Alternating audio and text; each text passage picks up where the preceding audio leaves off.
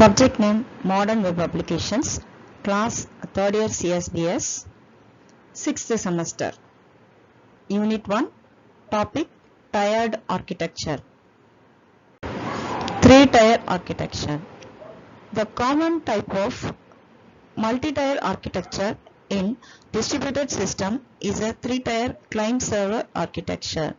3-tier architecture is a well-established software application architecture that organizes application into 3 logical and physical computing tiers.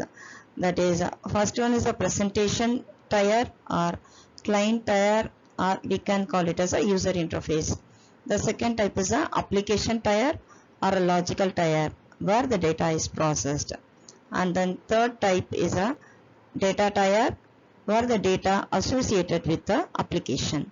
That is, in the diagram we can see the client tier. Client tier is a presentation tier, and then we can communicate with the logical tier. So this logical tier we cannot see, and then data tier, that is a databases we are using to communicate with the front end, and this is a back end, that is a data tier is a back end, presentation tier is a front end.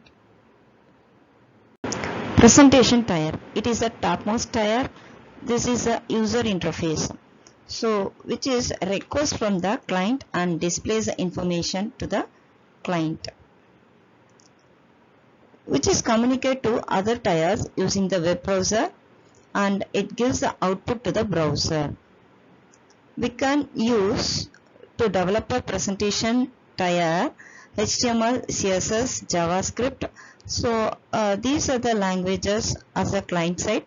We can use it as a presentation tier. Application tier, which is also called the middle tier of the architecture, which is a logical tier which gets the information gathered through the presentation tier, which is processed, which is communicated with the server and stores the data. This application tier processes the client's request, formats, and it sends back to the client. This application tier developed by using the languages Python, Java, PHP, and many more. Data tier, which is the third layer of the data tier, that is the last tier, which is also we can call it as a database tier, which is stored the information. It can be retrieved later on when we are requested. The communication between the presentation tier and the data tier, which is done using the middle tier, that is application tier. By using the logical tier, we can communicate through the presentation tier and the data tier. So this will be used by using the database management systems like SQLs, MySQL, MariaDB, Oracle DB2, Informix, and Microsoft SQL Server, NoSQL. So many servers are available to achieve this database. There are some advantages of using 3-tier architecture. That is, a logical separation is maintained in between 3 tiers. Distributed machines, which is used in the 3-tier architecture, increasing demand for adding more servers and handled in the architecture as tiers can be scaled independently. Developers are independent to update the technology of one tier as it would not impact the other tiers. So these are the advantages of the,